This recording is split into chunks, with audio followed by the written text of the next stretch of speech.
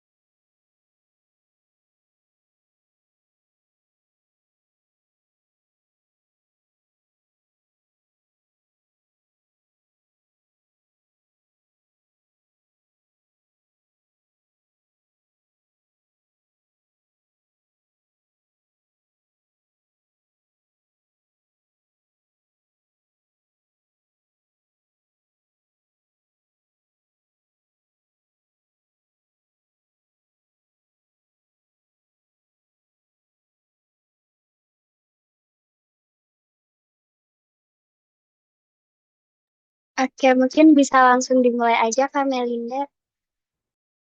Oke, terima kasih. Oke, selamat pagi teman-teman semua. Semoga hari ini ya udah pada bangun, udah pada siap belajar. Karena di sini kita mau belajar beberapa materi dari Ekotek. Di sini aku mau share screen, apakah udah kelihatan ya? Sudah, Kak, sudah kelihatan. Oke, mungkin langsung aja ya kita mulai biar nggak lama-lama juga. Nah, di ekonomi teknik kali ini ada dua materi yang disampaikan ke aku. Yang pertama adalah inflasi dan yang kedua adalah analisis benefit cost. Nah, menurutku ya, kalau dari pandanganku sendiri, dua materi ini cukup simple kok, teman-teman. Jadi buat teman-teman di sini jangan khawatir kalau belum belajar atau masih belum ngerti, karena di sini pastinya bakalan diajarin juga dan base-nya juga dari PPT-nya Pak Saki. Oke, pertama-tama mungkin langsung aja kita ke materi inflasi. Nah, apa sih inflasi itu? Inflasi kalau dari PPT kan tulisannya adalah waktu ya. Nah, di sini aku mau mungkin kayak sedikit ubah dikit definisinya. Jadi menurut dari internet juga ya ini, inflasi itu adalah proses meningkatnya harga barang dan jasa secara umum dan terus-menerus dalam jangka waktu tertentu. Jadi, kalau misal nih, kalian sadari waktu mungkin berapa ya? 2005 gitu. Tahun 2005 mungkin harga beras tuh masih murah banget. Mungkin kayak cuma berapa ribu rupiah, 5.000. Tapi di sini sekarang ini harga beras tuh udah naik teman-teman. Udah jadi sekitar mungkin aku kurang tahu ya berapa tepatnya. Tapi pasti puluhan ribu gitu ya buat sekilonya. Nah, itu tuh semua dampak dari inflasi, di mana ada kenaikan harga. Dan inflasi itu jujur normal, teman-teman. Jadi memang pasti ada inflasi di suatu negara. Nah, tapi nanti berdasarkan keparahannya bisa dibedakan lagi. Nah, apa sih dampaknya inflasi itu? Dampak dari inflasi itu adalah harga naik, kemudian nanti daya beli turun, lalu nilai uang itu lemah. Jadi memang inflasi itu normal, tapi mungkin masih dalam angka mungkin kayak 2-3% itu masih oke. Tapi kalau sampai melebihi itu, artinya inflasi itu harus dicegah, teman-teman. Gimana caranya? Ya dengan cara kalian banyak-banyak beli produk lokal gitu biar nanti nilai uang dari rupiah itu bisa meningkat lagi. Nah, di sini aku mau ambil suatu contoh di saat ini ya, kayak kondisi saat ini. Nah, di sini sekarang kan kita lagi ada beberapa kondisi geopolitik nih, teman-teman. Kayak perang dengan Amerika, Iran, dan lain-lain. Nah, dari perang geopolitik ini, kita ketahui bahwa dolar itu naik. Kalau kemarin tuh udah sampai 18.000. Nggak tahu kalau hari ini gimana. Tapi intinya itu naik dan naiknya itu sangat tinggi. Kenapa sih dolar itu naik? Basically bukan karena inflasinya sendiri, tapi dolar itu naik karena salah satunya karena kondisi geopolitik ini, teman-teman. Ya, nanti kalian bisa baca-baca lagi lah lebih jelasnya kenapa dolar itu naik. Tapi intinya karena investor asing itu lebih pilih untuk invest di obligasi yang based on dolar gitu. Jadi nggak pergi ke pasar luar lagi. Nah, karena dolar naik, seperti yang kita ketahui juga salah satu dampak dari geopolitik ini kan harga minyak itu jadi lebih mahal ya. Nah, Indonesia itu masih banyak impor minyak. Maka dari itu impornya itu jadi mahal, teman-teman. Nah, kalau impor itu mahal, pengaruhnya itu bukan cuma kayak ke beberapa sektor tertentu, mungkin cuma ke minyak gitu. Enggak, tapi dia juga berpengaruh ke berbagai macam barang. Nah, salah satunya mungkin kayak plastik, harga plastik tuh juga udah naik. Terus habis itu mungkin harga pangan yang masih diimpor seperti jagung itu juga udah naik semuanya. Nah, oleh karena itu, produk lokal kita sendiri itu kan masih banyak yang pakai barang-barang impor juga sebagai bahan bakunya. Harga dari produk lokal itu juga ikut naik.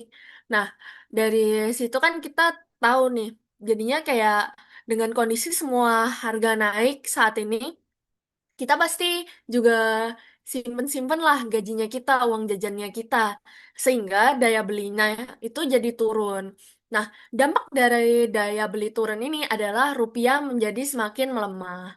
Nah, seperti itu mungkin buat kondisi saat ini ya. Nah, kemudian inflasi itu ada beberapa jenisnya. Di sini mungkin aku langsung aja um, rangkum jadi satu slide gitu ya. Yang pertama, inflasi berdasarkan jenis keparahan. Seperti yang aku omongin, inflasi itu sebenarnya masih cukup normal dan basically hampir semua negara itu pasti mengalami inflasi gitu.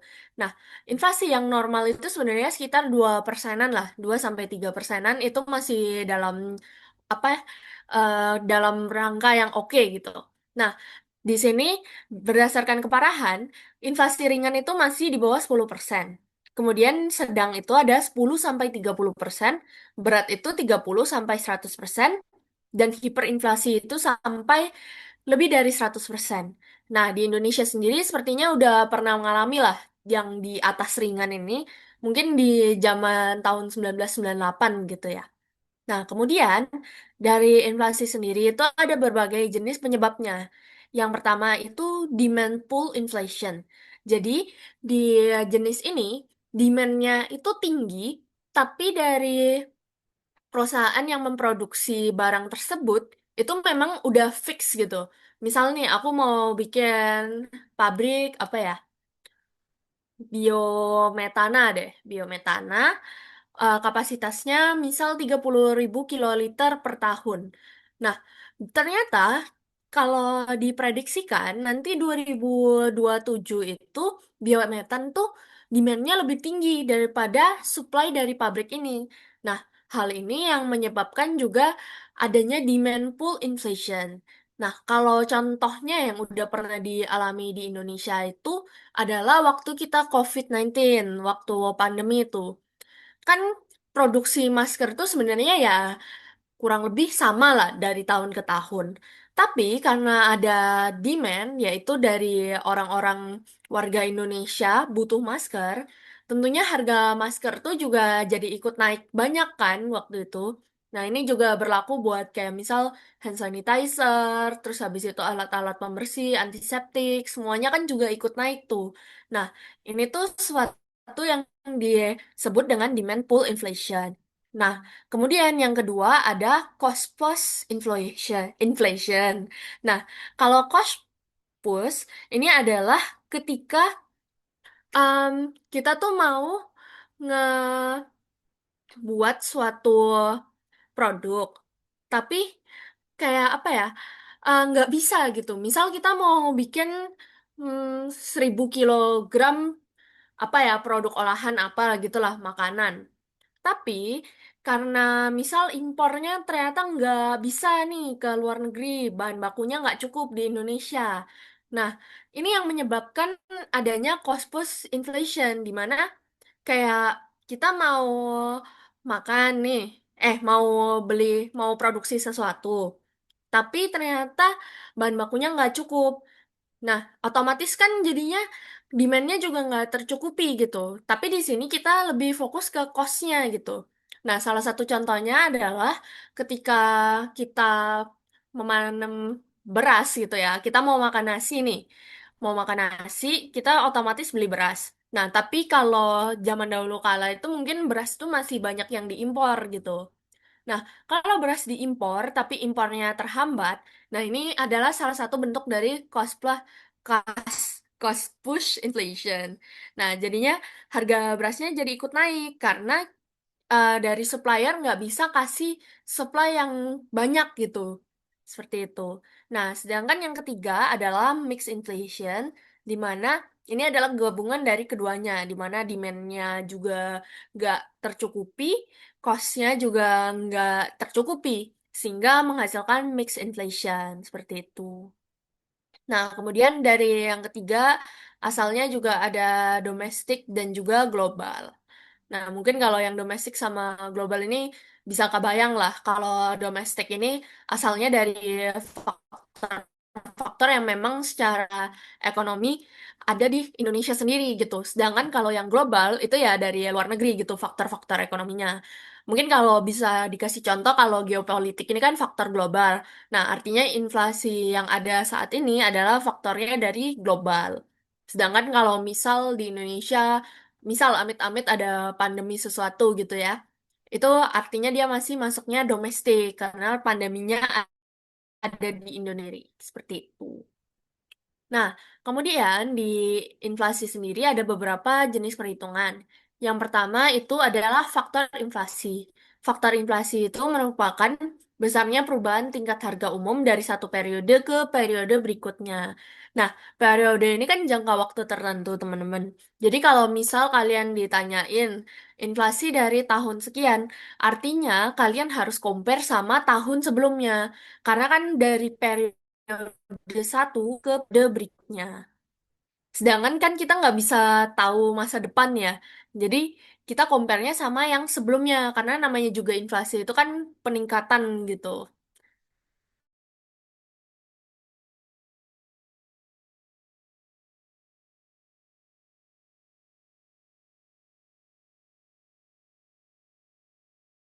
Nah, di sini ada E-1. Nah, misal nih, kalau CPIT-nya itu adalah tahun 2026, artinya dia bakalan dibagi sama CPI tahun 2025, karena 2026 dikurangi satu seperti itu. Nah, kemudian di sini ada juga indeks harga atau CPI itu sendiri. CPI itu adalah perbandingan tingkat harga pada waktu tertentu terhadap periode dasar. Jadi kalau tadi inflasi itu dari perbandingan periode sebelumnya, kalau CPI itu adalah dari periode dasar gitu. Jadi memang ada suatu standarnya sendiri. Nah, kalau CPI-T ini adalah rumusnya ada PT kali Q0, yaitu PT itu adalah harga periode T kali Q0 atau kuantitas periode dasar per P0 harga periode dasar kali Q0 dikali 100. 100 ini buat dalam bentuk persen gitu ya. Nah, kemudian di sini ada compound average atau rata-rata inflasi. Nah, rata-rata inflasi itu juga sama kayak faktor inflasi tadi, dia itu di compare per periode. Tapi kalau tadi itu faktor inflasi itu kayak dalam satu periode tertentu, kalau compound average ini adalah dalam beberapa periode tertentu. Misalnya dalam 5 bulan atau dalam 6 tahun. Nah, itu nanti dia termasuk adalah faktor compound average karena dia udah mencakup beberapa periode. Nah, kalau dari compound average sendiri itu ada rata-rata adalah rumusnya CPIT plus N, yaitu indeks harga akhir. Jadi kayak misal nih, kalau kalian ditanya compound average dari tahun 2025 sampai 2025. 2007 gitu misal ya. Nah, artinya CPIT atau yang awal adalah 2025 dong, karena dia yang awal. Terus habis itu CPIT plus N adalah yang akhir, artinya yang tahun 2027. Jadi nanti di rumus adalah CPI tahun 2027 per CPI tahun 2025. Terus habis itu dipangkat seper N. Kalau tadi 2025 sampai 2027, artinya kan 3 tahun tuh. Artinya dia sepertiga. Terus habis itu dikurangi 1 kali 100% buat membuat dia jadi persentase. Seperti itu. Nah, mungkin biar teman-teman nggak pusing sama rumusnya sendiri, kita langsung aja masuk ke latihan soal. Nah, mungkin teman-teman bisa bantu jawab juga ya ini. Nah, berapakah inflasi pada tahun 2023? Ada yang mau bantu jawab nggak? Gimana cara, kayak jelasin aja gitu, gimana cara ngitungnya?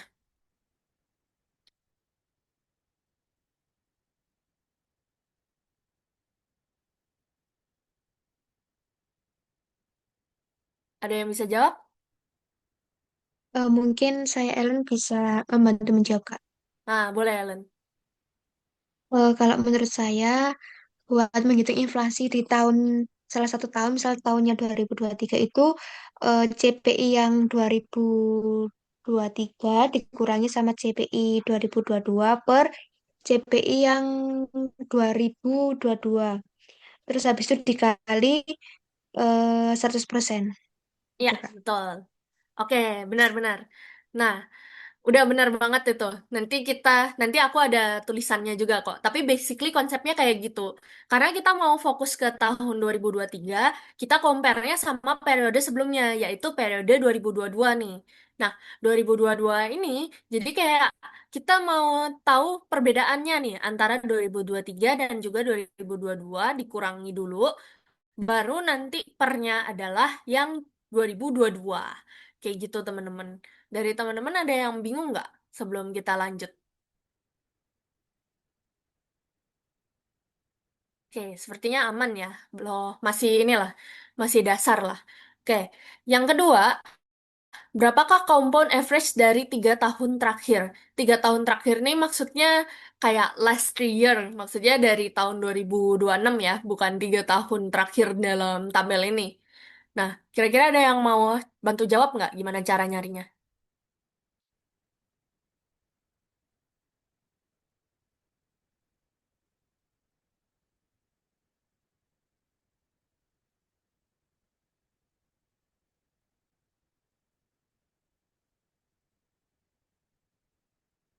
Oke, mungkin belum ada yang ini ya, belum ada yang sempat ngitung gitu ya. Coba kita langsung bahas aja.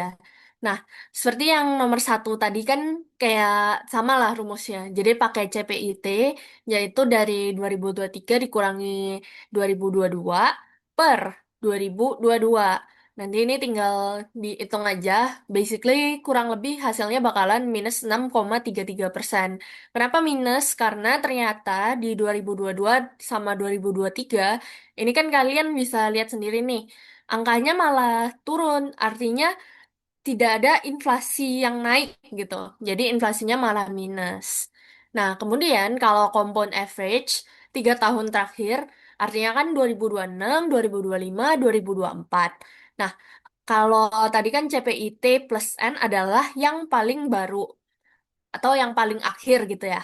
Artinya yang dimasukin adalah angka 2026 yaitu 111,40 dibagi sama yang terakhir yang awal. Kalau yang awal itu kalau 3 tahun terakhir adalah 2024. Artinya dia angkanya adalah 106,37.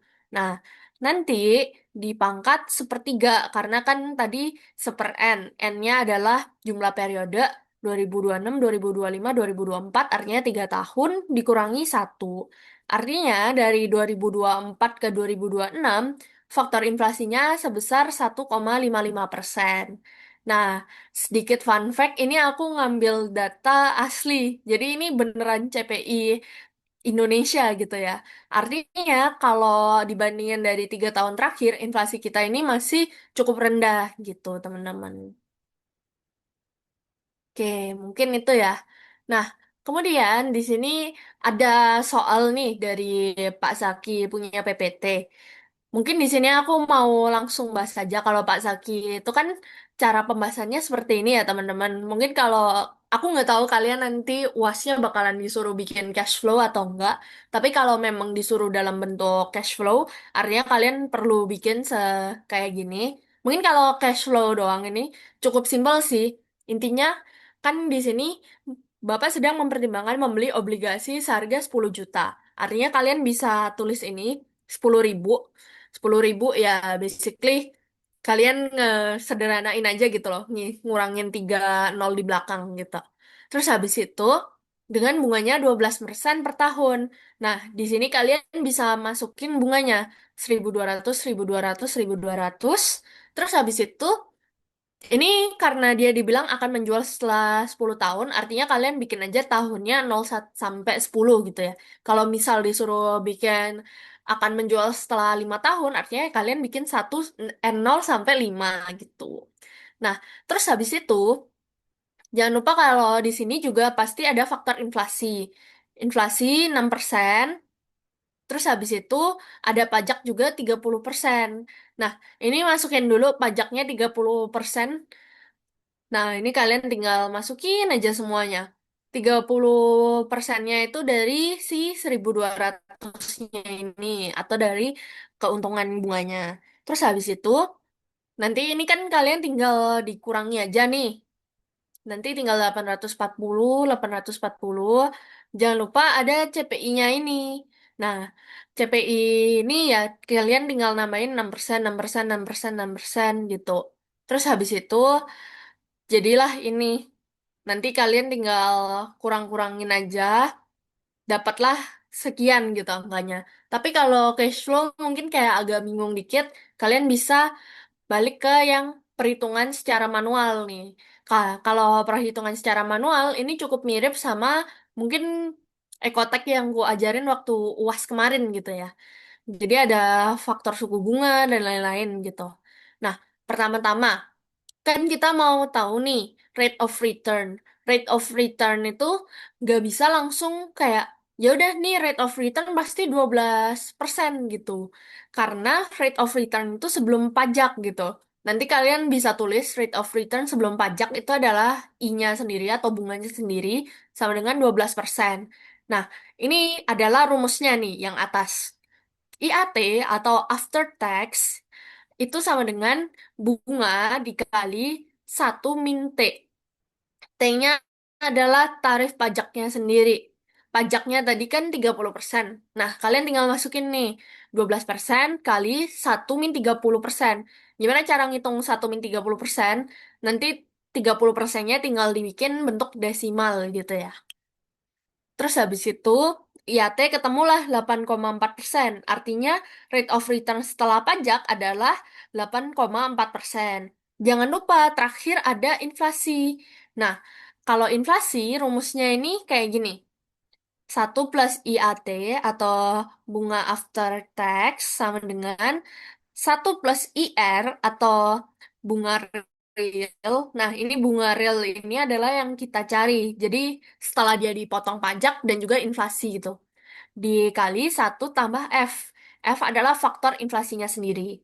Nah, ini tinggal kalian masukin aja. Karena kita mau nyari 1 plus IR, di sini aku udah pindahin nih, pindah ruas. Sama dengan 1 plus IAT per 1 plus F. Tinggal masukin, tadi kan 1 plus IAT, IAT-nya 8,4%, artinya kan kalau didesimalin dia jadi 0,084. Nah, ditambah 1, jadi 1,084 per 1 tambah 6%, 6% itu 0,06, jadinya 1,06. Dapatlah angka sekian, tinggal dikurangi 1, dapatlah IR 2,26%. Kayak gitu. Nah, menurutku kalau kalian kerja manual gini mungkin bisa lebih cepat ya karena udah ada rumusnya. Tapi nanti itu balik lagi ke soal apakah perlu cash flow atau enggak. Seperti itu. Oke. Nah, kalau inflasi aman ya kayaknya. Kalau inflasi kan lumayan simpel lah konsepnya. Cuma buat pengenalan aja gitu. Nah, kemudian kita bakalan lanjut ke si ratio. Bentar ya, aku berusaha. Nah, sip. Nah, busy ratio itu adalah analisis manfaat atau benefit dan biaya cost untuk kelayakan dari proyek pemerintah yang berhubungan dengan masyarakat luas. Ingat, ini buat proyek pemerintah. Kalau di swasta, most of the time dia nggak bakalan pakai ini buat proyek ya. Mungkin kalau buat mesin gitu masih pakai lah analisis busy ratio ini. Tapi buat proyek sendiri ini khusus pemerintah. Kenapa? Nah, kita lihat di tabel ini. Ada perbandingan antara proyek swasta sama proyek pemerintah. Satu, proyek swasta itu berorientasi pada keuntungan. Kalau kamu jadi pengusaha dari pabrik swasta, tentunya kamu mau cari keuntungan sebesar-besarnya. Tapi kalau kamu pemerintah, karena ya namanya juga pemerintah ya, harusnya buat apa memberikan manfaat gitu buat masyarakat. Nah, maka dari itu proyek pemerintah itu berorientasi pada manfaat umum yang bisa diperoleh. Misalnya, kalau kalian bikin jalan tol, artinya kan kalian bisa efektif buat waktu, bisa lebih cepat. Terus habis itu dari gerbang tol juga ada pemasukan tuh. Nah, itu tuh jadi manfaat gitu buat bangsa. Kemudian, yang kedua, memiliki umur teknis yang tidak terlalu panjang. Nah, misalnya nih kalau mereka bikin pilot proyek gitu, biasa cuma mungkin kayak 3 sampai 5 tahun. Tapi kalau proyek pemerintah itu punya umur teknis yang relatif sangat panjang. Misalnya kalau kayak tadi pembangunan tol, tentunya kita mau biar tol itu bisa dipakai terus gitu sampai bertahun-tahun. Kita kan nggak mau nih kalau tolnya dibangun cuma 3 tahun terus dibongkar kan kayak nggak berguna banget gitu. Nah, kalau pemerintah itu biasanya punya umur teknisnya itu lama. Jadi at least si um, tolnya ini bisa bertahan sekitar 50 tahun lebih lah gitu sebelum nanti ada pembaruan lagi gitu. Terus habis itu, karena di sini orientasinya pada keuntungan, analisis kelayakannya itu biasanya BEP, PP, ROR, NPW. Nah, ini kalau BEP ini biasanya ngecek kira-kira berapa banyak sih yang harus aku peroleh dari keuntungan atau berapa banyak yang harus aku jual biar nanti balik modal gitu. Itu konsep BEP kayak gitu. Nah, sedangkan kalau analisis BC ini dipakai buat proyek pemerintah, karena di sini pemerintah itu bukan buat untung-untungan gitu, tapi buat ngecek kira-kira apakah proyek ini bisa bermanfaat atau enggak. Nah, sejarahnya sendiri itu adalah UU Pengendalian Banjir tahun 1936 di Amerika, di mana yang itu menyebutkan proyek akan didanai jika manfaat yang dihasilkan bagi siapa saja melebihi biaya yang diperkirakan. Jadi, it's okay kalau ternyata kamu keluar dana buat project mungkin 1 miliar gitu. Tapi kalau ternyata manfaatnya senilai 100 juta per tahun kan ya nggak apa-apa gitu. Karena pada akhirnya juga ini untuk proyek jangka panjang. Nah, jenis dari BC ratio sendiri itu ada eh jenis dari proyeknya pemerintah sendiri yang bisa diaplikasikan dengan BC ratio itu ada 4. Yang pertama, pengembangan kebudayaan, di mana ini untuk pelestarian dan pengembangan dan juga promosi budaya. Misalnya nih, proyeknya bikin apa ya? Pasar modern kuliner Indonesia gitu. Itu kan bisa nih masuk ke pengembangan budayaan. Terus habis itu yang kedua, proteksi, yaitu melindungi masyarakat, lingkungan, maupun aset ekonomi dari risiko atau kerusakan. Misalnya nih bikin kayak apa ya namanya? Kalau aku lupa namanya apa, tapi pokoknya kalau di sungai gitu kan biasa ada bendungan gitu. Bendungannya biar mencegah banjir kayak gitu. Terus habis itu yang tiga, pelayanan ekonomi, yaitu mendukung aktivitas ekonomi dan peningkatan produktivitas masyarakat. Nah, kalau ini lumayan luas lah, bisa macam-macam. Bisa dalam sektor energi, bisa dalam sektor penjualan apa UMKM, bisa macam-macam lah. Terus habis itu yang keempat ada konservasi SDA atau sumber daya alam, di mana ini buat mengevaluasi pemanfaatan dan juga konservasi sumber daya alam agar memberikan manfaat berkelanjutan. Misalnya nih bikin hutan kota kayak gitu tuh termasuk gitu loh.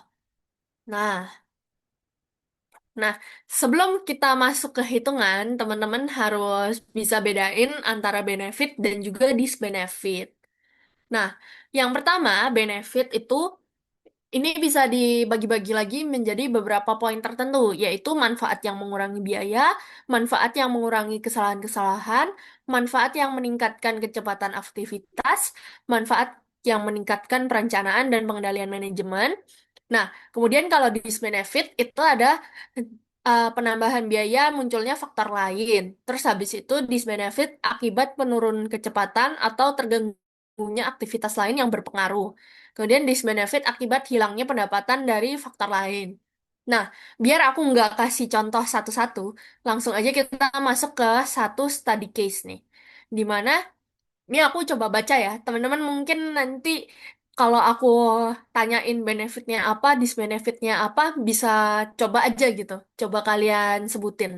Pertama-tama, demi mencapai ketahanan energi, Kementerian Energi dan Sumber Daya Mineral atau SDM berkomitmen mendorong optimalisasi pemanfaatan gas bumi melalui percepatan pembangunan infrastruktur pipa transmisi gas bumi ruas Damai sampai Sei Mangkei atau Dusem. Pembangunan pipa gas ini merupakan salah satu proyek strategis nasional. Artinya kalau proyek strategis nasional ini mungkin sedikit fun fact aja, artinya ini proyek prioritas gitu lah ya buat di Indonesia yang bertujuan untuk mengintegrasikan infrastruktur gas bumi di wilayah Sumatera Utara hingga Riau. Nah, mungkin teman-teman bisa coba ada yang bisa sebutin nggak benefit dari proyek ini tuh apa sih? Itu Kak untuk mengintegrasikan tentang Betul. gas bumi. Ya. Nah, kalau dari tipe benefit di sini, kira-kira mengintegrasikan itu termasuk ke yang mana?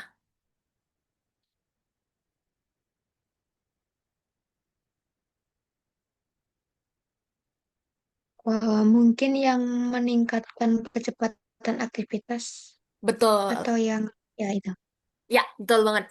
Jadi, kalau di sini kalian baca, ini adalah percepatan pembangunan infrastruktur pipa transmisi gas bumi ruas damai. Terus habis itu tujuannya sendiri itu untuk integrasi infrastruktur gas bumi. Nah, teman-teman kalau sadar, mungkin kalau gas bumi itu selama ini mungkin dibawanya kayak di truk-truknya Pertamina gitu ya. Nah, kalau ada pipa ini, artinya dia bisa langsung terhubung tuh dari Sumatera langsung ke Riau. Artinya kan nanti ada percepatan aktivitas nih. Artinya nanti gas buminya itu bisa ditransfer jauh lebih cepat daripada kita pakai truk atau mungkin logistik darat seperti itu. Nah, itu oke. Terus habis itu ada yang tahu nggak kira-kira ini kayak kira-kira aja nggak usah terlalu dipikirin disbenefitnya apa sih dari project ini? Ada yang mau coba jawab? Lewat chat juga nggak apa-apa, salah nggak apa-apa, nanti kita koreksi sama-sama. Mungkin penambahan biaya Kak karena kan eh, prosesnya dipercepat gitu dari tahap awal. Oke, belum tepat. Karena kalau penambahan biaya prosesnya dipercepat, itu artinya masuknya dia ke cost gitu. Sedangkan kalau di sini adalah disbenefit, artinya ada sesuatu yang negatif dan menambahkan biaya. Ayo, ada yang mau coba lagi? Oh, Kak, mungkin kayaknya hilang pendapatan dari faktor lain. Soalnya kan kalau misalkan pakai pipa transmisi gas, jadinya dia nggak ada apa ya? Kita nggak butuh si biasanya kan diangkut gitu kan Kak. Jadi kayak Hmm. udah si angkutannya ini udah nggak ada. Oke, betul banget. Nah, ya, salah satu benefit dari project ini adalah hilangnya pendapatan dari faktor lain. Dimana kalau tadi aku udah bahas, ini kan mempercepat logistik. Nah, sedangkan kalau biasanya kita pakai logistik itu kan pakai truk, terus habis itu mungkin bisa dari jalur air, jalur udara. Nah, karena nggak ada lagi, atau bukan nggak ada lagi sih, mungkin karena dikurangi dari project ini, artinya kan nanti yang transportasi atau logistik jalur darat tuh jadi kekurangan pendapatan gitu. Karena kan kayak truk-truknya nggak dipakai, terus habis itu nanti supirnya juga less pekerjaan. Nah, itu termasuk salah satu disbenefit akibat hilangnya pendapatan dari faktor lain. Nah, betul banget. Thank you semua yang udah jawab. Nah, kayak gitu ya teman-teman. Jadi kurang lebih analisisnya tuh seperti itu. Kalau misal kalian dikasih study case, nanti kalian harus bisa nentuin kira-kira benefitnya apa, disbenefitnya apa. Karena itu nanti berpengaruh juga ke perhitungan teman-teman. Seperti itu. Oke, aku lanjut. Oke, kebanyakan. Bentar. Oke. Nah, kemudian kita lanjut ke metode Bayes ratio, yaitu metode yang digunakan untuk menilai layak atau tidaknya suatu proyek non-profit. Ingat ya, non-profit. Jadi kalau ada proyek pemerintah, harusnya dia nggak buat cari-carian profit gitu. Yang dikembangkan yaitu dengan menggunakan teknik analisis biaya per manfaat atau cost per benefit analisis, di mana bisa juga ini ada analisis biaya per efektivitas atau cost per effectiveness analysis. Ini nanti bakalan dibahas lebih lanjut di belakang. Kita lanjut dulu yang BC dulu, yang dinyatakan dalam angka rasio. Nah, nanti inputnya adalah bentuk uang antara PWC, tapi karena uang dibagi uang, nanti dia bentuknya adalah rasio. Rasio tuh kayak gimana sih? Misal 0,75 atau 5,55. Itu semua masih dalam bentuk rasio, teman-teman. Nah, di sini ada beberapa rumus alternatif yang bisa dipakai. Ada tiga. Yang ini kita jarang, apa ya? Iya, bener sih, bisa dipakai juga. Nanti ini biasanya lebih ke kalau yang kayak tadi proyeknya kan di case analysis dulu tuh. Nah, makanya itu kalian harus tahu benefit dikurangi disbenefit. Nah, terus habis itu di sini juga bisa pakai PWB per PWC. Apa PWB? PWB adalah present worth benefit. PWC adalah present worth cost. Ini intinya adalah uang yang bisa kita perkirakan sekarang gitu. Nah, kemudian bisa juga EUAB, yaitu Uniform Equivalent Annual Benefit per EUAC, Uniform Equivalent Annual Cost. Annual.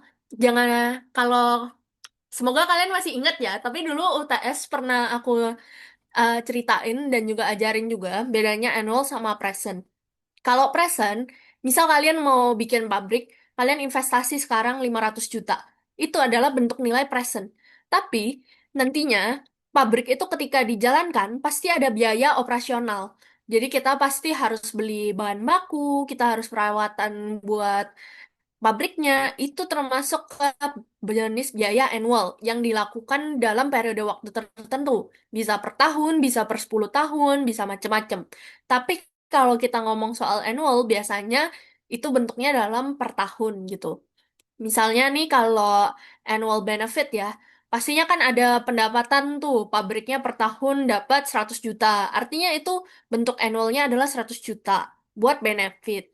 Terus annual cost tuh misalnya buat beli bahan baku ternyata dihabiskan 50 juta. Atau mungkin kayak misal buat bayar pajak dihabiskan berapa persen. Nah, itu bisa masuk annual juga. Jadi kalian jangan sampai kebalik-balik antara present sama annual, seperti itu. Nah, kemudian nantinya rasio yang didapatkan dari perbandingan ini, kalau lebih dari satu, artinya investasi layak, artinya bisa dilakukan tuh proyeknya. Kalau sama dengan satu, artinya dia tuh nggak dapat perbedaan. Jadi kayak ya udah mau ada proyeknya ini atau enggak, basically nggak ngaruh banyak gitu.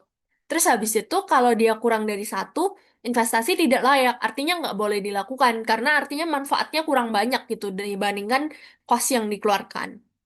Nah, kita lanjut dulu. Di sini aku ada beberapa skenario dulu. Jadi mungkin ini nggak ada ya di PPT-nya Pak Zaki secara eksplisit, tapi aku mau coba jelasin dulu biar kalian nanti nggak bingung. Nah, metode BC ratio. Ini ada, nggak bisa langsung kalian masukin aja. Kalian harus cek juga nih, apakah input outputnya sama. Apalagi kalau kita basicnya adalah perbandingan ya. Nah, kalau perbandingan itu Intinya kalian harus cek nih. Ini aku udah coba bagi jadi 3 tabel berbeda. Skenario pertama, neither input nor output fix. Artinya input maupun outputnya itu berbeda-beda antara parameter A, B, mungkin bisa sampai F parameternya. Itu semuanya beda-beda. Artinya kita nggak bisa langsung hitung ini berapa sih B per C-nya, terus habis itu ini berapa sih B per C-nya. Oh, kalau A ternyata B per C-nya lebih tinggi, pasti dia lebih bermanfaat dong dibandingkan B. Nggak bisa, karena input dan outputnya beda bentuk gitu. Nah, terus gimana cara ngitungnya? Kalau mereka berdua itu beda, artinya kita harus bikin incremental. Apa incremental? Incremental itu adalah selisih dari keduanya. Intinya kita bakalan bikin satu kolom baru lagi, namanya incremental. Terus kita bakalan hitung selisih dari keduanya. Misal, incremental dari A dan B. Ada yang tahu berapa biaya awalnya kalau incremental?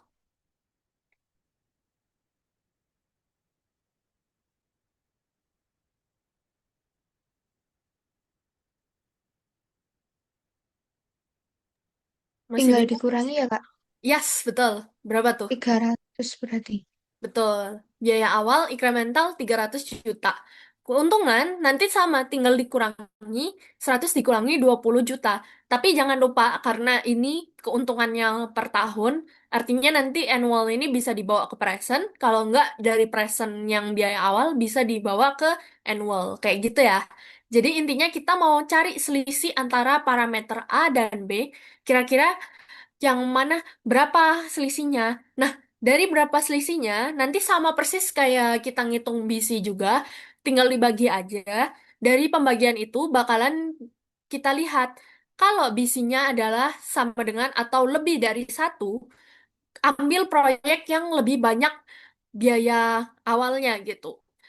Tapi kalau BC-nya kurang dari satu, artinya kita ambil proyek yang biaya awalnya lebih rendah. Aku belum tahu ya ini berapa nanti, tapi intinya kalau misal bisinya itu 0,5, menurut teman-teman yang diambil project A atau B?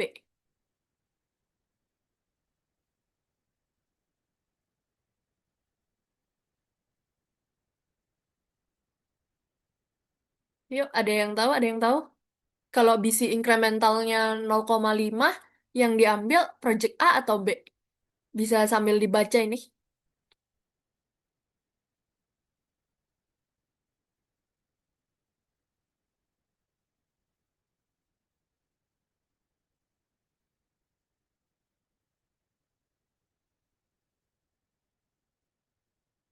Oke, belum ada yang jawab ya. Jadi kalau bisinya, kalau incremental ya ini, kalau dia bisi sendiri, kalau 0,5 mah anggap aja udah nggak invisible lah. Tapi kalau bisi incremental 0,5, artinya kan dia di bawah satu nih. Choose lower cost alternative. Artinya ambil yang B, karena B ini costnya lebih kecil, yaitu 100 juta. Kayak gitu. Nah, terus habis itu kita lanjut lagi. Di skenario kedua, inputnya sama, tapi outputnya beda. Nih, input atau biaya awalnya sama, outputnya beda-beda. Artinya kalian tinggal cari bisinya aja gitu. Nanti tinggal dibandingin yang mana yang visible, yang mana yang kurang visible. Terus habis itu kalau outputnya sama, nih keuntungannya sama-sama 20 juta, tapi biaya awalnya beda.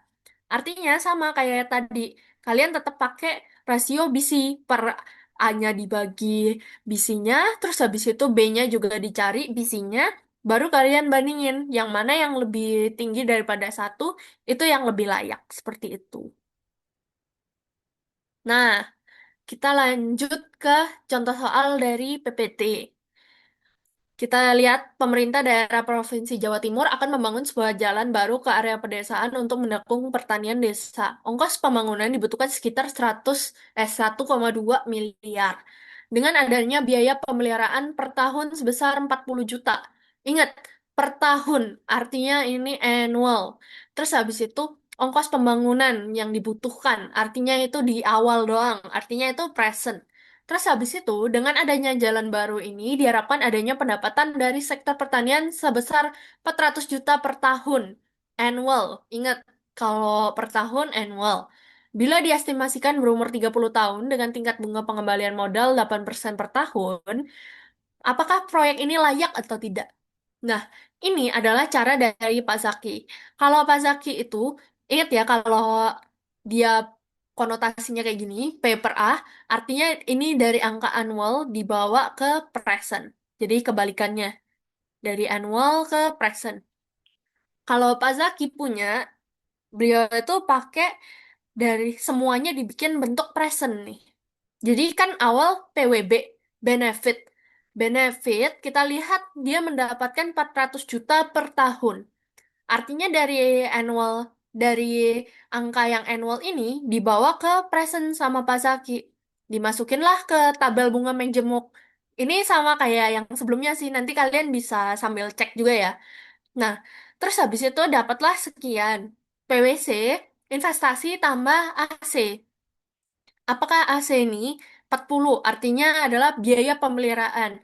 Karena ini juga per tahun, artinya ini annual dibawa ke present. Sama kayak yang tinggal dihitung aja dari tabel bunga majemuk, dapatlah sekian. BC rasionya dapat sekian, dapat 2,72. Dapatlah lebih dari satu, artinya proyek itu visible.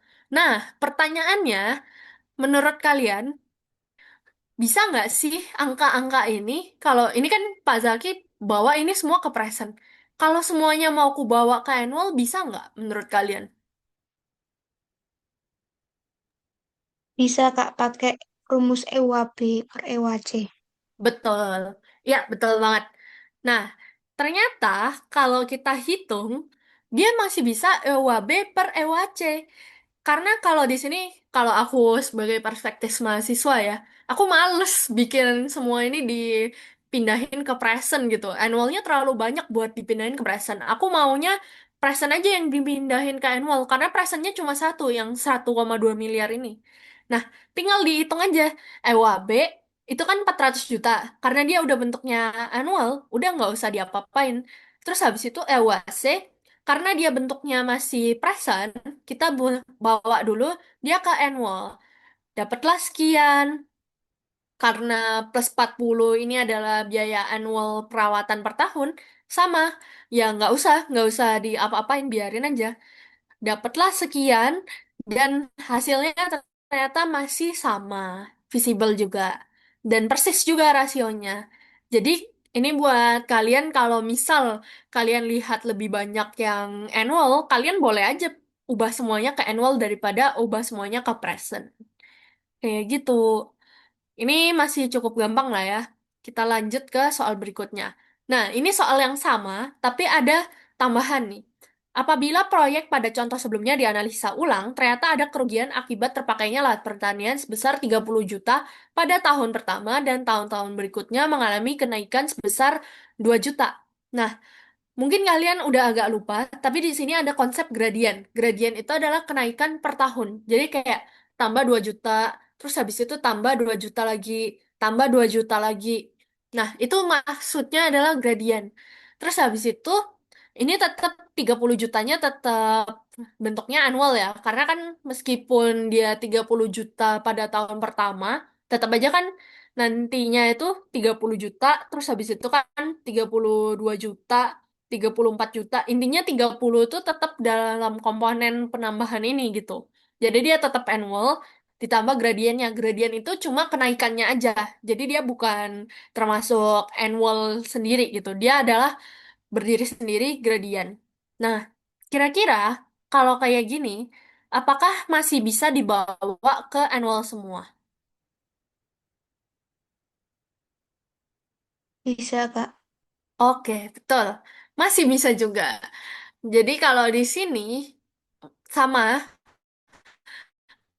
kalau di sini malah ngit pengennya ke annual semua, gradien itu kebetulan masih bisa dibawa ke annual.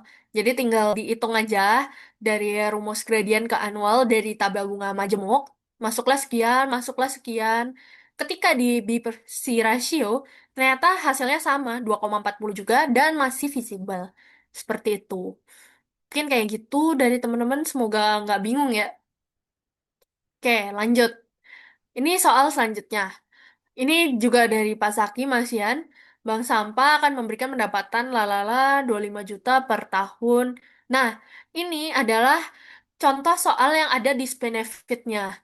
Jangan lupa, kalau dia termasuk benefit, dia nggak masuk ke dalam cost, tapi dia masuk ke benefit dikurangi benefit. Nah, kalian hitung dulu nih. Kan pendapatan warga sebesar 25 juta per tahun. Artinya dia bentuknya annual nih, nggak usah diubah-ubah. Terus dikurangi 12 juta. Kenapa? Karena ini adalah kebisingan dan bau tak sedap. Ini artinya kan kayak kita nganggapannya 12 juta per tahun ini adalah bentuk kompensasi gitu atas hal-hal buruk yang diakibatkan. Nah, artinya kan dia nggak masuk ke dalam cost karena kalau cost sendiri itu ada tujuannya gitu. Misal kalau dia di sini tulisannya adalah apa ya? Misal pembangunan pembangunan pembangunan wadah limbah tertentu. Nah, itu termasuk cost. Tapi karena di sini ada beberapa kerugian, terus habis itu senilai berapa, artinya dia termasuknya tetap ke disbenefit karena ini anggapannya kompensasi kita atas kerugian yang ditimbulkan. Terus habis itu di sini investasi 240 juta bertahan 40 tahun bunga 6%. Tinggal diubah lagi. Jadi dari karena ini kita pakai annual, langsung aja dari annual 25 juta per tahun, keuntungan dikurangi 13 juta. Dikurangi 12 juta dari benefit. Dapatlah 13 juta. Terus habis itu, EWC, yaitu investasi, investasi doang ya di sini, karena nggak ada biaya operasional per tahun lagi. Investasi doang diubah ke bentuk annual. Tinggal pakai tabel bunga majemuk. Terus habis itu dapatlah sekian. Kita tinggal B per C dari benefit dibagi C, dapatlah 0,77. Karena dia di bawah satu, artinya proyeknya masih belum visible. Jangan dilakukan seperti itu. Oke, lanjut lagi. Ini masih sama kayak yang tadi, tapi kalau yang ini ingat kan, tadi kan aku bikin tabel ini. Nah, kita mau coba bandingin pakai tabel ini. Di sini soalnya itu adalah perbandingan antara keduanya. Eh, antara 4 skenario. Jadi, apa itu MAR? MAR itu adalah minimum attractive rate of return. Intinya itu bunganya gitu ya. Bunganya 6%. Terus habis itu saya berumur 5 tahun. Di sini ada skenarionya A, B, C, D. Menurut kalian input outputnya sama atau enggak? Beda, Kak. Betul, beda. Artinya kita nggak bisa langsung hitung aja nih. B persinya A berapa, B persinya B berapa, B persinya C berapa, B persinya D berapa. Nggak bisa, karena inputnya beda, outputnya juga beda-beda. Di Persing nggak bisa kita anggap kalau semakin lebih dari satu mungkin kayak misal Bipersinya tiga artinya dia semakin bermanfaat. Nggak juga, karena nanti tergantung juga angka-angka yang dimasukkan ke dalamnya. Nah, kalau kayak gini, artinya kita mau coba hitung dulu nih B Persi masing-masing. Tapi kita nggak bisa langsung ambil kesimpulan ya. Nih, kalau dihitung, ternyata B Persi cuma project C doang yang nggak visible. Artinya C nggak usah dipikirin lagi. Artinya tetap kita masih mau bandingin antara A, B, dan D. Nggak bisa kita langsung beranggapan, oh kayaknya project B paling oke nih, karena satunya paling tinggi gitu nilai B persinya. Nggak bisa, karena balik lagi ke tadi, input beda, output beda. Nah, dari situ artinya kita bikin incremental. Ingat kan tadi masih kalau kita punya perbandingan dan input outputnya beda, kita bikin incremental atau selisih antara keduanya. Bikinlah incremental. Pertama-tama mungkin aku mau bandingin dulu nih. A sama B dulu deh. Nah, A sama B, ini kita bikin incrementalnya. Karena A sama B selisihnya adalah 300 juta buat biaya awal, masukin. Selisih benefitnya per tahun itu adalah 73,2 dari 100,9 dikurangi 27,7 dapat 73,2. Tinggal dicari incremental B per C. Dimana kalau di sini sama Pak Zaki dibawa dari annual ke present. Tapi kalau aku lihat soal ini ya, kayaknya susah nih ngitungnya kalau dari annual ke present. Jadi mungkin sedikit alternatif juga, kalian bisa biarin si incrementalnya 73,2 ini biarin, 300-nya yang dibawa ke annual. Itu juga boleh, tapi dua-duanya kalau mau dibolak-balik terserah kalian. Terus habis itu dapatlah 1,01. Kalau di lebih dari satu atau sama dengan satu, artinya kita cari yang biaya awalnya lebih banyak. Artinya kalau dibandingin di sini biaya awalnya A lebih banyak. Artinya dibandingkan A sama B, ternyata A-nya yang lebih oke. Oke, artinya B-nya udah nih ke eliminasi gitu ya. Terus habis itu terakhir kita mau bandingin A sama D karena D-nya belum dibandingin nih. Bandinginlah A sama D. Sama kayak yang tadi, kita mau coba dikurangi selisihnya. 500 dikurangi 400 juta, 100 juta. 125,2 dikurangi 100,9 juta. 24,3 juta. Sama kayak tadi dicari B per C, dapatlah angka 1,02. Karena lebih dari satu, kita cari proyek yang lebih banyak kosnya. Artinya yang biaya awalnya lebih tinggi adalah si D ini. Dapatlah alternatif D. Artinya dari A, B, dan juga D, yang paling bagus adalah malah D. Padahal kalau di sini kita lihat, B persinya paling kecil. Nah, oleh karena itu, makanya kalau dibandingin itu, kalau input outputnya beda, kalian nggak bisa bandingin cuma dari sini. Kalian harus bandingin satu-satu gitu. Nah, kayak gitu ya teman-teman, prinsip dari incremental itu sendiri. Oke, nah ini lanjut nih soal baru nih kalau ini. SDM sedang mencoba memutuskan proyek pilot mana yang akan dibangun untuk menghasilkan biogas sebagai alternatif dari gas bumi. Kedua proyek pilot tersebut memiliki masa operasi 5 tahun dan tidak memiliki nilai sisa. Proyek A berharga 1 M dan diperkirakan akan menghasilkan penghematan 300 juta per tahun. Proyek B berharga 1,3 M dan akan memberikan penghematan biaya sebesar 300 juta pada tahun pertama, tetapi penghematan akan meningkat sebesar 50 juta tiap tahun, sehingga penghematan tahun kedua menjadi 350 juta dan seterusnya. Dengan bunga 7%, perangkat mana yang sebaiknya salah? Ini belum ku ganti kalimat terakhir. Proyek mana yang seharusnya dipilih oleh SDM? Nah, menurut teman-teman, aku mau dengar dulu nih pendapat dari teman-teman. Kalau kayak gini, bisa langsung hitung B per C atau harus cari incremental?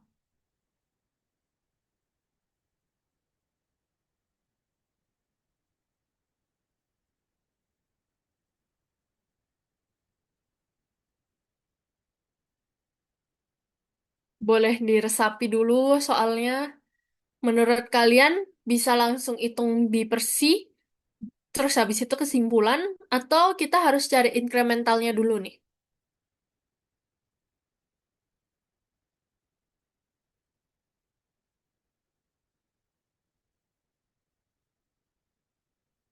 It's kebetulan. Incremental, Kak. Oke, betul. Sorry, sorry. Iya, jadi kita cari dulu incremental, teman-teman. Kenapa? Kalian jangan kegocek ini sama-sama 300 juta. Karena yang proyek B, 300 juta, iya benar 300 juta. Tapi peningkatannya ada gradien nih, 50 juta per tahun. Artinya nanti outputnya itu, ya nanti outputnya itu bakalan beda gitu. Nah, ini kita lihat dulu nih. Kita bikin dalam bentuk tabel biar gampang. Biaya awal satunya 1 M, satunya 1,35 M. Kita tulis 100 juta, 100.350 juta. Terus habis itu, keuntungan tahunan, yang ini cuma 300 juta, yang ini gradien. Ada penambahan 50 juta per tahun. Artinya, kalau di sini langsung aja kita hitung ya. Gradiennya dari 50 sendiri itu adalah 382,33 juta. Next step adalah kita cari incremental dulu karena input dan outputnya berbeda. Nah, incremental ternyata bedanya 350 juta. Terus habis itu di sini incrementalnya 382,33 juta. Kenapa kira-kira? Kenapa nggak di... Kenapa ini kan masih present, yang ini masih annual. Kenapa ini nggak diubah dulu nih annualnya ke present? Karena di sini sama-sama 300 juta, kalian tinggal coret aja gitu.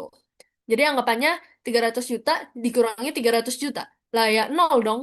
Tinggal ngitung gradien 50 juta aja, yaitu ya sekian gitu. Nah, dari incremental yang kita dapatkan, kita tinggal bagi aja nih. 382,33 dibagi 350 sama dengan 1,09. 1,09 artinya lebih dari satu. Kalau lebih dari satu, artinya dia cocok sama biaya yang lebih tinggi. Artinya proyek B. Kayak gitu. Bingung nggak ya? Harusnya aman sih. Dari teman-teman ada yang mau ditanyain nggak sampai sini?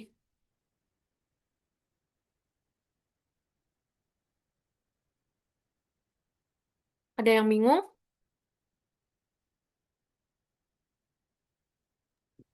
Aku mau tanya deh, itu kan Boleh, boleh. yang bagian B itu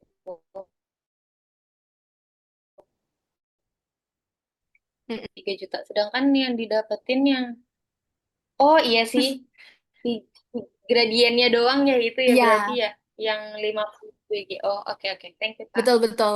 Jadi mungkin aku izin jelasin ulang ya, biar nggak bingung. Di sini, kalian boleh aja bawa dulu annual ini ke present. Annual ini ke present. Tapi di sini buat menghemat waktu, karena di sini sama-sama punya 300 juta, langsung aja 300 juta dikurangi 300 juta tambah G50 juta, hasilnya kan 300 juta kurangi 300 nol. Terus habis itu tinggal gradien aja. Nah, dapatlah gradiennya sekian, tinggal dimasukin ke incrementalnya. Kayak gitu, teman-teman. Oke, harusnya cukup jelas ya. Kalau cukup jelas, aku lanjut ke cost efektif. Nah, kalau tadi Bipersi itu cuma buat proyek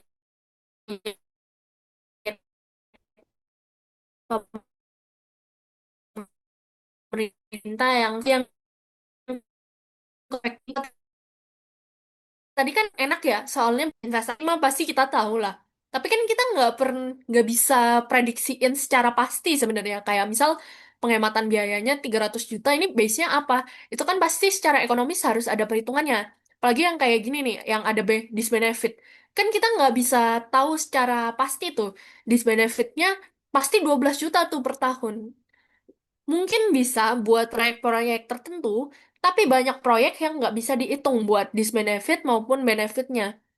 Nah, artinya kita bisa pakai cost efektif nih, di mana keuntungan atau kerugian seringkali sulit dinyatakan dalam bentuk nilai uang.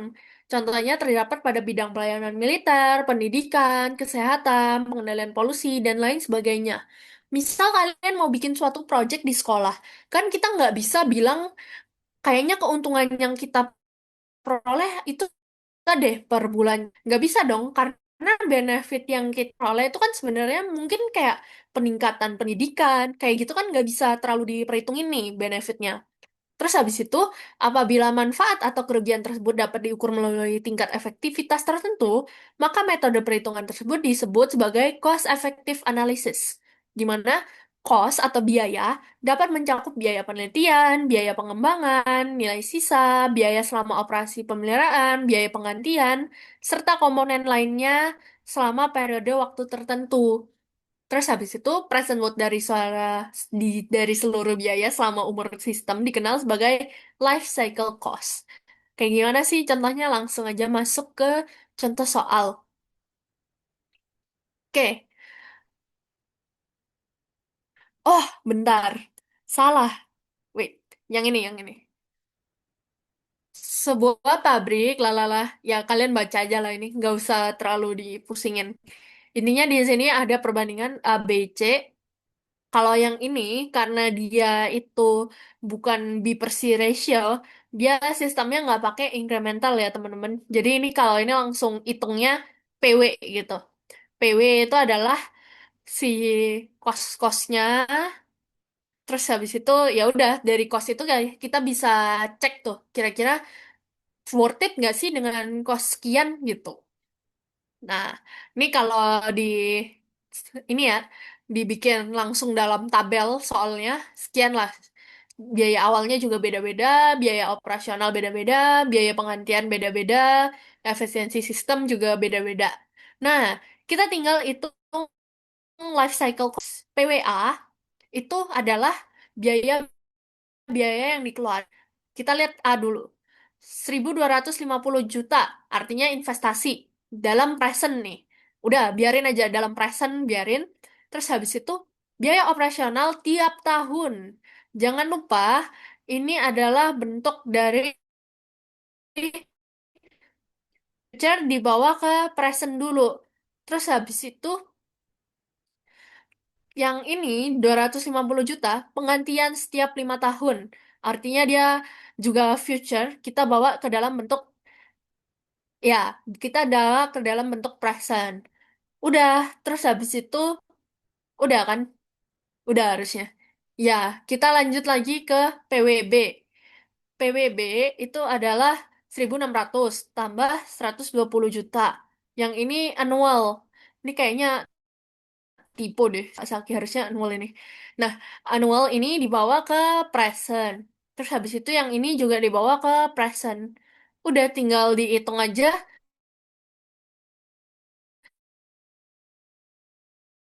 dapatlah nilai yang lebih kan hasil perhitungan tersebut terlihat bahwa meskipun perusahaan B memiliki biaya awal yang lebih besar dibandingkan perusahaan A, nilai life cycle cost yang dimiliki perusahaan B justru lebih rendah. Nih, kalau kalian lihat di sini, yang kalau dibandingin A sama B, biaya awalnya kok banyak banget. Tapi kalau dilihat-lihat, karena si A itu ternyata ada biaya penggantian setiap 5 tahun, biaya operasionalnya juga tinggi, ternyata life cycle cost-nya A itu lebih tinggi. Artinya, kalau dibandingin ini, ya better sekalian ngambil yang B aja dong. Karena yang A-nya itu terlalu tinggi gitu nilai life cycle cost-nya. Kayak kita kalau berpikir dalam logika pembuat pabrik itu kasih uang dikit-dikit aja lah, tapi hasilnya bagus gitu kan. Terus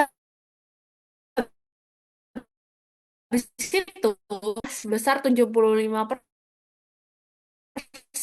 sehingga ekonomis. Iya, kita lihat di sini. Kalau kita lihat dari tabel aja, nggak usah lihat life cycle. Kita lihat yang ini banyak nih investasi, tapi yang ini kebanyakan biaya tahunan. Lah, tapi efisiensinya sama. Kalau dilihat dari life cycle cost, ternyata lebih murah yang B ya. Ya udah, pilih aja yang B daripada A, karena A ini terlalu cost-nya kayak boros gitu. Kemudian, karena A udah dicoret gitu, kita lanjut ke B atau C nih. Kalau kita lihat di sini, B atau C, antara B sama C, ternyata lebih mahal C. Tapi jangan lupa kalau di sini efisiensi sistemnya lebih tinggi. Nah, oleh karena itu kita cek nih. Kita bikin perbandingan antara C sama B, kita kurangi selisihnya. Selisih buat biayanya biaya life cycle cost adalah 74,29 juta. Sedangkan efisiensinya selisihnya 15%. Nah, kesimpulannya apa? Kesimpulannya tergantung balik lagi dari kamu. Kamu mau cari pabrik yang biaya investasinya lebih besar tapi efisiensinya tinggi, atau kamu mau cari pabrik yang lebih hemat tapi efisiensinya lebih rendah. Kalau kamu memang mau cari yang investasinya lebih tinggi dikit, tapi efisiensinya bagus, artinya pilih C. Tapi kalau kamu mau menghemat dana, pilihlah B. Jadi ini memang, apa ya, kesimpulannya lumayan subjektif lah, tergantung ke ini masing-masing, kebutuhan masing-masing. Oleh karena itu, jika biaya bukan menjadi masalah untuk meningkatkan efisiensi sebesar 15%, maka penawaran C menjadi opsi yang dipilih. Seperti itu, teman-teman, buat cost efektif. Ada yang bingung nggak buat yang ini? Ada yang mau ditanyain? Paham, Kak. Oke, aman ya. Oke, oke, itu wajah buat cost efektif. Aku lupa, ternyata ini ada satu bisi yang ketinggalan soalnya. Nah, di sini ada kemacetan lalu lintas di Noyo perlu diatasi. Dua rencana yang diusulkan memiliki jangka waktu 15 tahun. Penambahan lajur belok kanan di persimpangan utama akan menelan biaya 8,9 juta US dollar dengan biaya pemeliharaan sebesar 150.000. Terus habis itu kemacetan merupakan kerugian sebesar 900.000. Kerugian, ingat, disbenefit ya ini. Terus habis itu, kalau yang ini, pemeliharaan tahunan, artinya dia masuknya cost, bukan disbenefit. Terus habis itu, tetapi pengurangan kemacetan akan mendapatkan keuntungan sebesar 1,6 juta. Terus habis itu, kita bandingin sama yang belok kiri. Kalau penambahan lajur belok kiri, biaya tambahannya adalah 3 juta. Maksudnya ini biaya tambahan dari 8,9 ya. Terus habis itu biaya tahunan ditambah 75.000. Terus habis itu konstruksi lebih mengganggu dan total kerugian disbenefit adalah 2,9 juta. Terus habis itu setelah selesai total manfaatannya akan lebih tinggi, yaitu 2,10. Alternatif mana sih yang lebih baik? Nah, kita buat dalam bentuk incremental langsung. Kalau dari incremental, kita lihat ya, W. W artinya buat ini, benefitnya dulu. Kita mau cek benefitnya dulu nih. Benefit. Benefitnya itu adalah 1,6 juta buat yang kanan, 2,2 juta buat yang belok kiri. Tinggal dihitung aja. 2,2 dikurangi 1,6 berapa tuh? 0,6. Nih, keuntungannya. Artinya 600.000 dari nol kita bawa ke present. Terus habis itu, ini apa? 1,2. 1,2 adalah disbenefit. Karena kita compare lagi disbenefit ya. Disbenefit di sini kerugian 900.000. Terus habis itu yang ini, kerugian selama konstruksi 2,9 juta. 2,9, bentar.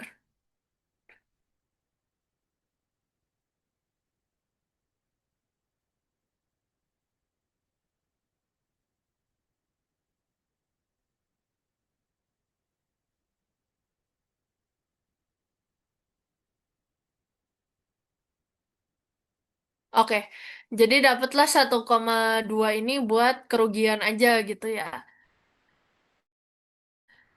Terus di sini ada PC, yaitu cost. Pertama-tama kita menambah belok kanan biaya 8,9. Yang di sini kita lihat, di sini dia bilangnya penelan biaya tambahan. Artinya ini udah bukan total, ini adalah tambahan. Langsung aja masukin incrementalnya. Terus habis itu yang ini biaya pemeliharaan tahunan 75.000, yang ini 150.000. Artinya karena ini tambahan, artinya langsung aja masukin 75.000. Dapatlah sekian, tinggal dibagi B per C juga. Terus habis itu dapatlah B per C-nya 0,942. 0,942 kalau karena dia di bawah satu, artinya kita pilih alternatif yang lebih murah. Yang lebih murah yang mana? Tentu saja yang kanan. Kayak gitu. Bingung nggak yang ini?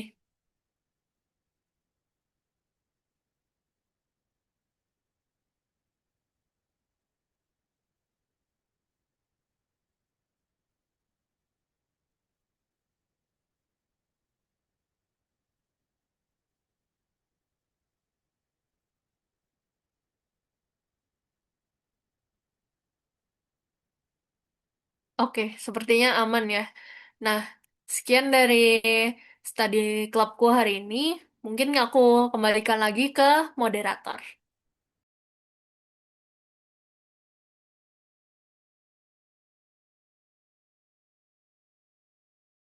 Oke, terima kasih Kak Melinda. Mungkin dari teman-teman, dari pemaparan tadi, apakah ada yang masih mau ditanyakan atau sudah cukup?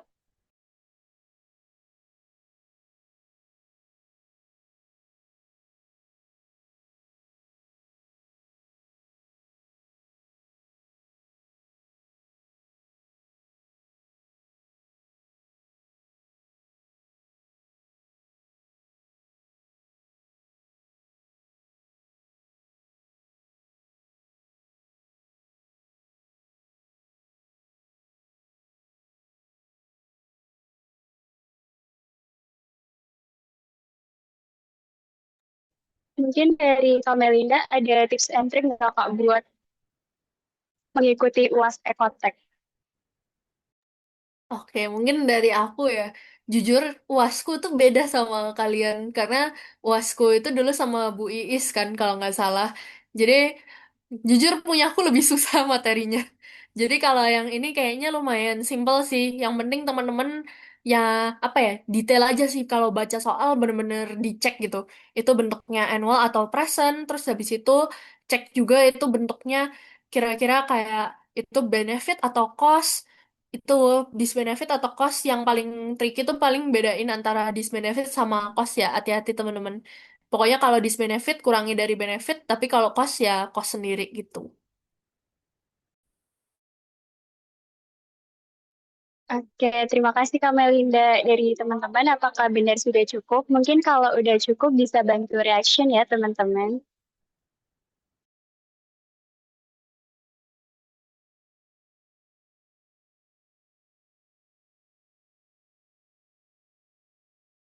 Sudah cukup jelas. Oke, terima kasih Ellen. Mungkin kita bisa cukupkan sesi pemaparan materi. Untuk teman-teman yang masih memiliki pertanyaan, mungkin bisa ditanyakan di lain kesempatan ya. Nah, sebelum mengakhiri sesi hari ini, aku mau minta tolong kepada teman-teman untuk mengisi link presensi dan juga evaluasi yang akan dikirimkan panitia lewat kolom chat.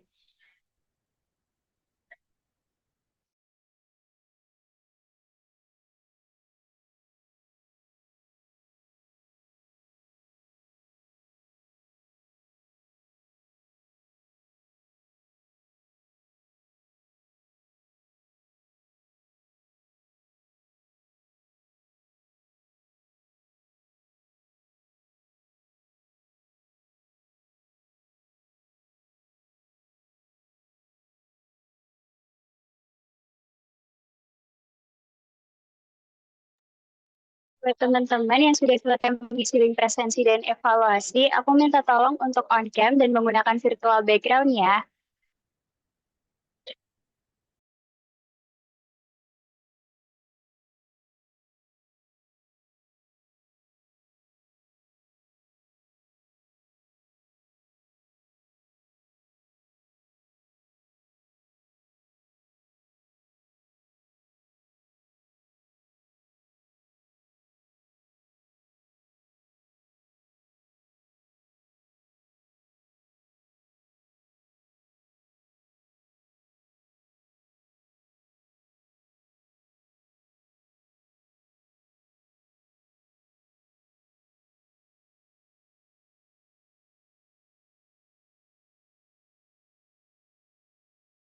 Oke, kayaknya dari teman-teman udah selesai mengisi link presensi dan evaluasinya. Sekarang kita masuk ke sesi dokumentasi ya. Buat teman-teman yang tidak berhalangan, aku minta tolong buat on-cam dan juga menggunakan virtual background. Oke, mungkin aku mau bacain pertanyaan dulu. Untuk PPT dan recordingnya, apakah nanti akan di-share? Nanti dari panitia akan memberikan share untuk recordnya, mungkin bisa ditunggu ya.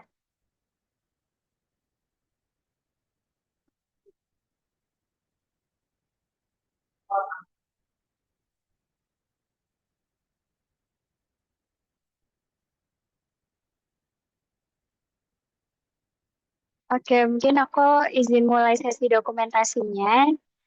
Teman-teman bisa siap-siap dalam 3, 2, 1. Oke, terima kasih teman-teman. Nah, karena sesi pemaparan materi sudah selesai, setelah ini Kak Melinda dan teman-teman bisa langsung meninggalkan room Zoom tanpa kembali ke main room ya. Terima kasih Kak Melinda, terima kasih teman-teman. Semoga UASnya lancar. See you di study club selanjutnya. Thank you teman-teman semua.